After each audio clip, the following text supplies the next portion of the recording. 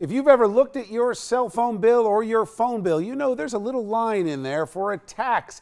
That tax is supposed to be dedicated to 911 emergency services. In New York, it's about $1.20 every month. In New Jersey, it's 90 cents.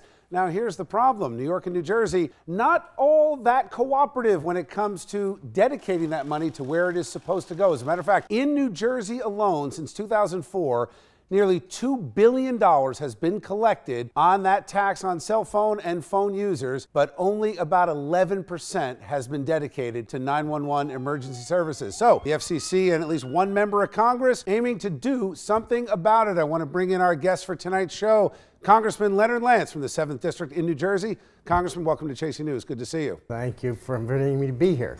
And FCC Commissioner Michael O'Reilly. Commissioner, good to have you on the show. My pleasure. So, Congressman, we'll start with you. You have a bill before Congress that you submitted in July that is going to force these scofflaw states like New York and New Jersey that you can take action from the federal government to say, hey, you can't spend 80% of the money, 90% of the money on things other than what this tax is dedicated to do. That's correct, and we're giving the Federal Communications Commission the authority to monitor this situation. And we in New Jersey have collected about $2 billion since 2004, Bill, and we've spent precious little of that where we were supposed to spend it. So, Commissioner, you've got $300-some million out of that $2 billion being spent on 911 services. The rest is going who knows where. How bad is it across the country? Is New Jersey the worst, and how does New York fare? Well, New Jersey is the highest diverter. We had in our 2017 report 5 states that were self-admitted diverters, 130 million total. 122 million of that was New Jersey alone. We had 7 states and territories who didn't even bother to turn in the paperwork. So we don't even know how bad, and New York is one of those, we don't know how bad their diversion is.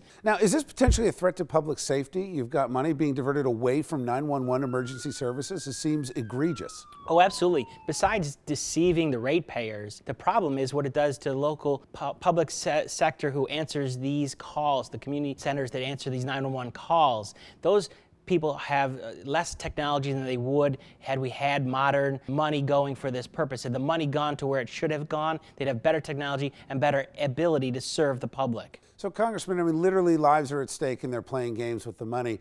What is your expectation that Congress is going to be able to get this through and act, and what kind of enforcement? Are there going to be fines? Are there potentially charges? What could happen? I think it will become law because it's bipartisan in nature.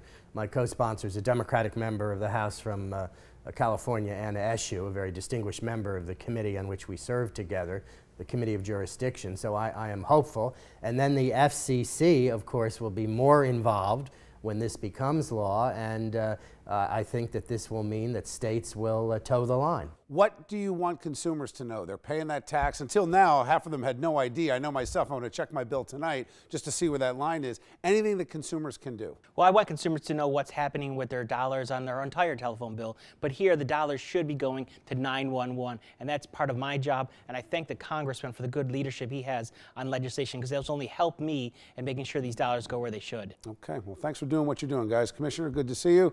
Congressman, good to see you.